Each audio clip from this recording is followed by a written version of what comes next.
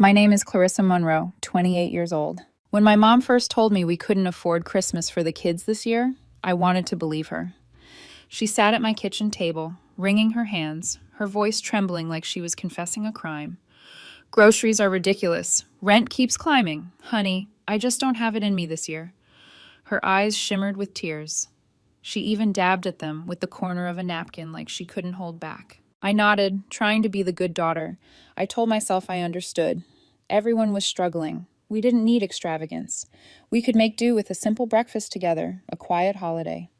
She said it broke her heart that the grandkids wouldn't have much under the tree, but we could all be grateful for what we had. I hugged her before she left and promised I'd bring cinnamon rolls. Something warm, something small. Christmas morning came quietly. My daughter, Kay, 6 years old and still bathed in the magic of childhood, bounced out of bed in sparkly thrift store pajamas I'd wrapped myself the night before. Her hair was a tangle of soft curls, her cheeks pink with expectation. She twirled once in the living room, the tree lights reflecting off the tiny snow globe I'd found at a thrift shop for $2. "Do you like it?" I asked, heart in my throat. She smiled, hugging the globe like it was treasure. "I love it, Mommy." I thought maybe that was enough. Maybe simplicity could heal disappointment. Maybe gratitude could stretch far enough to cover the gaps. She didn't whine, didn't pout, just smiled in her new pajamas and set the snow globe on the table like it was priceless. For a moment, I let myself breathe. Then I made the mistake of opening Facebook. The first thing that hit me was noise. A live video autoplayed, the volume blaring before I could stop it. Laughter, screaming, the crackle of a fireplace. My stomach tightened before my brain even caught up. It was my mom's living room, not mine, hers, the same living room she'd cried in, saying she couldn't afford Christmas. Except here, it was glowing. A massive tree, ornaments glittering like jewelry, a roaring fire, and dozens, no, hundreds, of wrapped gifts spread across the carpet like a department store display. Boxes flying, shiny paper raining down. My sister Lindsay's 3 kids tearing into brand names: Apple, Nike, Lego, Beats. One of her twins squealed while ripping open a PS5. In the corner of the screen, my mom laughed louder than I'd ever heard, recording the whole thing like it was the happiest morning of her life. The toast in my mouth turned to sawdust. Beside me, Kay froze. She leaned closer, her eyes wide, lips parted. She didn't say anything right away. She just watched as the twins squealed and my mom clapped, her voice chiming. "This is what Christmas is supposed to feel like." Finally, Kay whispered, so quiet I almost missed it. "Mom, why didn't Santa come to us?" My throat closed. I couldn't answer her, couldn't form a single word. My fingers moved without permission, scrolling, screenshotting. First the video, then the pile of gifts, then my banking app. A transfer, December 3rd, $2,400, wired straight to my mom. The memo line, mortgage, love you. My vision blurred, my breath came shallow. The betrayal hit so sharp it almost felt physical, like a knife twisting under my ribs. I posted 2 screenshots, one of the money I'd sent, the other of their extravagant Christmas morning. Above it, I typed a single word: canceled. I turned off my phone and sat in silence. But silence didn't last. At exactly 8:45 a.m., the pounding started. Not knocking. Pounding. Fists on wood like she was ready to break it down. When I opened the door, my mom stood there, hair a wild mess, slippers on, her coat flapping open like she'd run across town without fastening it. Her face was flushed with rage, eyes wild. She shoved her way inside before I could speak, her voice already rising. "How dare you air private things on Facebook? You don't understand. Lindsay's kids needed this. They've been through so much. You made me look like a liar. You're being petty. You're—" Her words blurred into a roar. Kay peeked from the hallway, clutching her snow globe against her chest like a shield. I stood there, hands trembling but my voice steady, waiting until Mom's shouting ran out of steam. Then I asked the only question that mattered. "Did you use the mortgage money I sent for their Christmas?" The air shifted. Her jaw tightened. Her gaze fell to the floor, then flicked up at Kay, then back to me. She didn't say yes, but she didn't say no either. Instead, she muttered, "I had to even things out. They'd have been crushed without it." Something cold spread through me. I told her to leave. For a moment, her mouth opened like she wanted to fight, to spit more excuses, but something in my face must have stopped her. She turned, muttering under her breath, and slammed the door behind her. The silence after was louder than her shouting. Kay stood in the hallway, her little hands white-knuckled around the snow globe. I walked to her, crouched down, and brushed her hair back. "It's okay, sweetheart." She didn't answer. That night, after she fell asleep, I sat in the living room with only the Christmas lights for company. My phone glowed on the coffee table, no messages from my mom, none from Lindsay. But the rage didn't fade. It simmered, boiled quietly. Because this wasn't the first time. It was just the clearest, the proof finally visible. And I decided right then, if they wanted me out of their little Christmas fairy tale, they were going to get their wish. Not all at once. That would have been too easy for them. I was going to cut them off piece by piece, make them feel it. That Facebook post was the only explanation they were going to get. The silence that followed was loud enough to reveal everything they weren't saying. But deep down, I knew. This wasn't over. Not by a long shot. The days after Christmas carried a strange quiet. Not peace. Never peace. Just silence. Heavy and deliberate. The kind that makes you wonder what people are saying behind your back when they won't say it to your face. I waited for my mom to call, to explain, to beg. She didn't. Lindsay didn't message either. No apologies, no clarifications. Just nothing. And maybe that silence was the confirmation I needed. They thought I'd cool off eventually, that I'd sweep it under the rug like always, play the role they'd written for me. The strong one, the giver, the dependable daughter who paid the bills without complaint. Not this time. So I started slow. The first cut was clean and simple. They were all still on my phone plan. My mom, my dad, even Lindsay's oldest. 3 extra lines draining money out of my account every month. I canceled them all in one click. That evening, a text popped up from Lindsay's number. "Our phones just stopped working. Is there an outage?" I stared at it until the screen dimmed and went dark. No reply. Next came Costco. Years ago, when Dad retired and money tightened, I'd added them all to my membership. They used it for everything: groceries, gas, bulk cleaning supplies. I logged in, removed their access, and shut the door. A few days later, Dad left me a voicemail. His voice sounded almost bewildered, like a child who couldn't grasp cause and effect. "Hey, just tried picking up a few things, and the card didn't go through. Thought maybe there was a mistake." There wasn't. In January, I kept the mortgage payment going, just to see how long they'd pretend nothing was wrong. I thought maybe the Facebook post had shocked them into silence, that they were lying low out of shame. But no, they were just waiting for me to cave. That month, no thank you, no check-in, just silence and a cashed check. By February, I pulled the next string, the grocery money. Mom used to text me a list every week: milk, eggs, laundry soap, and I'd order it through Instacart. She didn't send anything that month, not until the second week when a message appeared. "Hey, sweetie, just checking in. Things have been a little rough lately. If you happen to have anything extra for food this week, we'd really appreciate it." I read it 3 times. My thumb hovered over the keyboard. Then I typed one sentence. "Kay says hi." 3 dots appeared, then vanished. No reply. That same night, my Uncle Tony messaged out of nowhere. Said they were throwing Lindsay a birthday dinner and asked if I could chip in. He called it a family thing. I sent him a screenshot of the Gucci gift box from Lindsay's Christmas post. Nothing else. He left me on red. Mid-February, the cracks started showing. First, Lindsay sent a short text. "Mom said you've been acting weird. You okay?" Then a longer one. "Look, I know you're upset, but this has gotten out of hand. The kids miss Kay. I miss her. Let's talk." I ignored both. A day later, a voice message buzzed through. Lindsay's voice was soft, rehearsed, like she was testing out a new personality. "I don't want things to spiral. Family is family. We should rise above the drama." I blocked her. The next weekend, Mom texted about her car. "Making a weird noise. Could you maybe help with repairs?" I left her on red. That night, Dad called. I almost didn't pick up, but something told me to answer. At first, his tone was calm, measured. "I want to visit. Talk things through. No yelling." I said no. That's when the real reason slipped out. His voice sharpened, just a hint of desperation. "So, you're just going to let the house go? Just like that?" "Yes," I said. Silence stretched on the line, then I hung up. 3 days later, Lindsay posted a quote on her Instagram story. White text on a black background.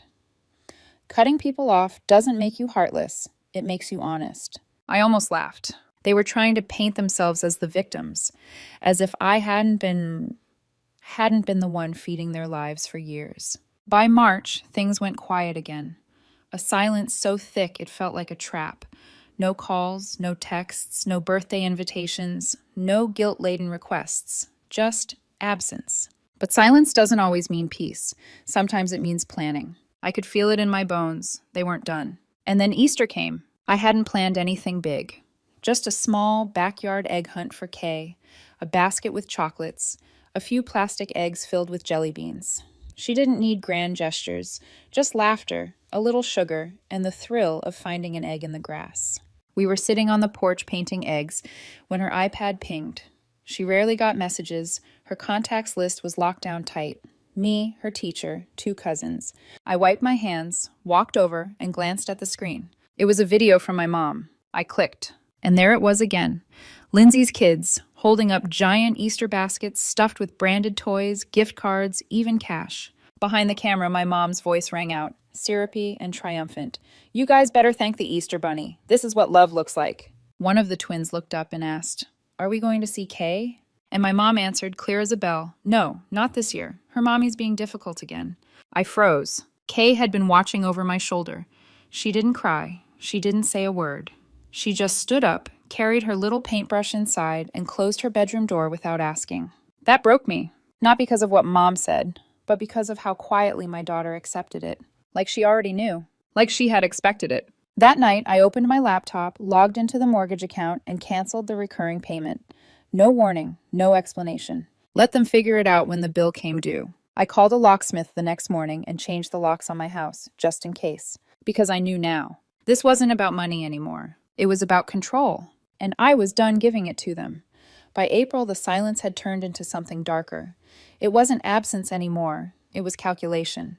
The kind of quiet that hums with menace, like a storm pressing against closed windows. It arrived in a plain white envelope. No return address, just my name scrawled in shaky cursive. Inside was a draft will, printer ink faint, pages cheap and unbound. At the top, my parents' names, dated only a week earlier. The words swam in front of me. We, being of sound mind, leave our home, belongings, and all financial assets to our daughter Lindsay, who has remained faithful and supportive through our final years. No inheritance is to be given to our daughter Clarissa, who has chosen to separate herself from this family. Taped to the front was a yellow post-it, 4 words in my mother's unmistakable handwriting. You made your choice.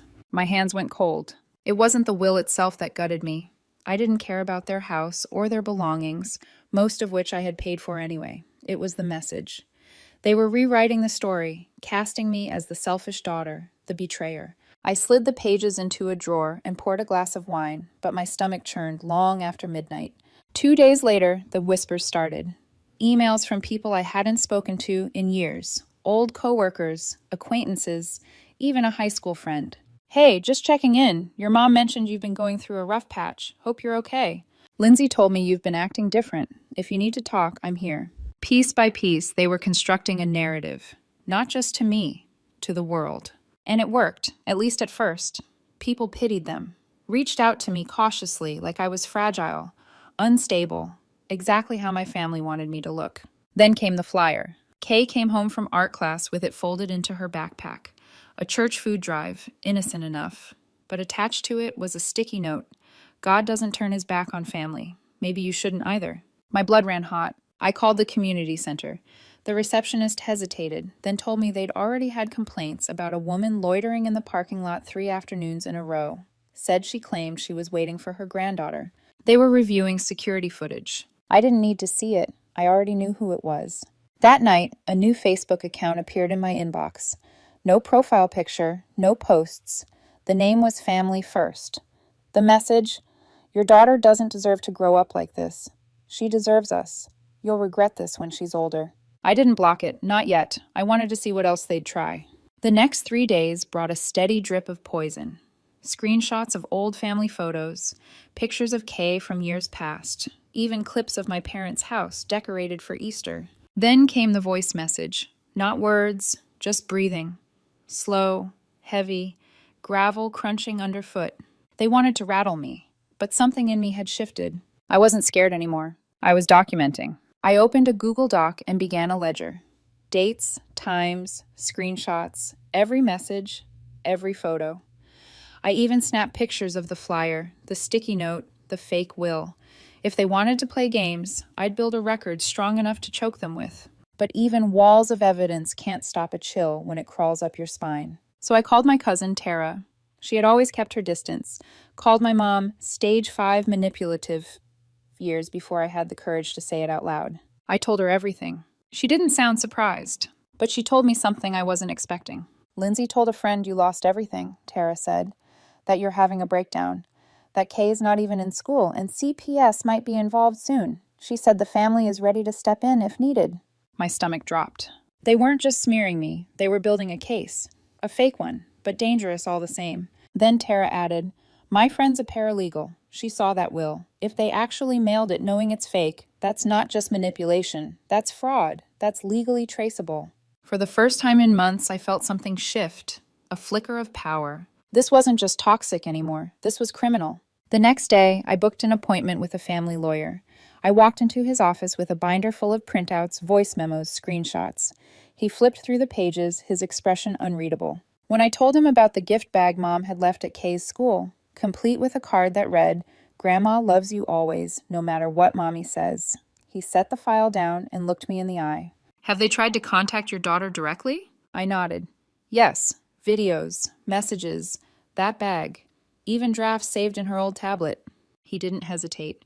You're going to want a restraining order, not just for you, for your daughter. And if they escalate, we escalate legally. I walked out of that office lighter than I'd felt in years.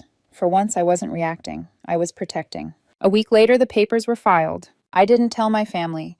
Let the court system deliver the message. The day the notice arrived, my mom left a 2-minute voicemail.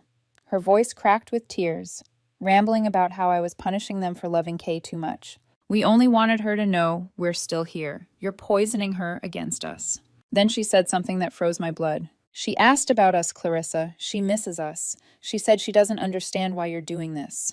But she hadn't. Not once. Kay had adjusted with grace, sleeping better, laughing more, drawing pictures of superheroes with sparkly markers. She had never once mentioned missing them. They were lying, using my daughter's voice as a weapon. That night, I sat across from Kay at the dinner table. Between bites of macaroni, I asked casually, do you ever miss Christmas at Grandma's? She shrugged. It was loud, and they didn't like my doll. That was it. No heartbreak, no longing. I kissed the top of her head and decided right then, whatever my family was planning, they weren't going to get near her again. Because now I wasn't just withdrawing. I was severing. The restraining order was supposed to be the end, a legal wall they couldn't climb. But people like my family don't respect walls. They chip at them, test the edges, look for cracks. The first crack came on a Monday morning. Nothing unusual. Cartoons humming in the background. Kay singing to herself while I packed her lunch. My phone buzzed once, then again, 6 times in half an hour, all from blocked numbers. I ignored them. Then a text slipped through, using a third-party app to bypass the block. The name flashed across my screen like a ghost. Lindsay. Her message was short. She's going to hate you when she's older. We would have given her everything. You took that away. I set the phone down without answering. Later that afternoon, the school called. The secretary's voice was uneasy. Hi, Clarissa. Someone came in asking to pick up Kay. She claimed to be your mother, said there was an emergency. When we asked for ID, she said it was in the car and left. I froze. They checked the cameras. A woman in a baseball cap and sunglasses. The build, the walk. I didn't need confirmation. It was her. That same hour, I called my lawyer, then the police. Attempted custodial interference. Violation of the restraining order. We added it to the file. That was the last time they tried in person, but they weren't done. They just shifted tactics. One evening, while helping Kay adjust her old drawing tablet, I stumbled across drafts saved in the Notes app. Not drawings. Messages. Hi, sweetheart. We miss you so much. Santa kept your presents here. Don't worry. Mommy doesn't let us talk to you, but we still love you. You can write back anytime. It'll be our little secret.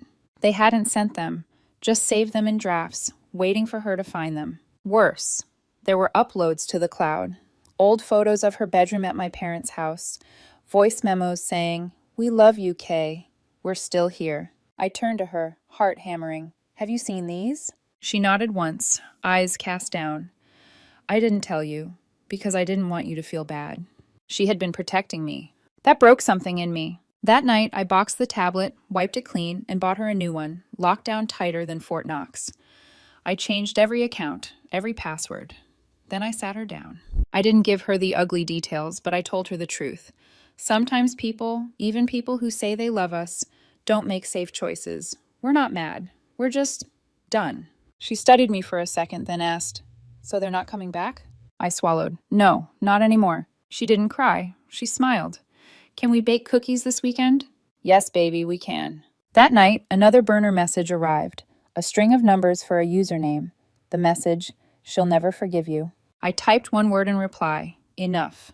Then I blocked it, deleted the app, and handed every piece of evidence to my lawyer. It's been 4 months now. No more calls, no more strange letters or half-baked guilt trips. They still try to poke through, a forwarded message here, a rumor whispered there. A former coworker told me my mom was saying I was emotionally abusing Kay, that they were praying for her to be rescued. But none of it reaches me anymore, because I shut every door. And this time I locked them. Kay is happy. She laughs freely now. She draws little comics where she's a superhero with laser eyes and a psychic puppy who eats bad guys. Sometimes when she's drifting to sleep, she whispers, "I'm glad it's just us." Me too.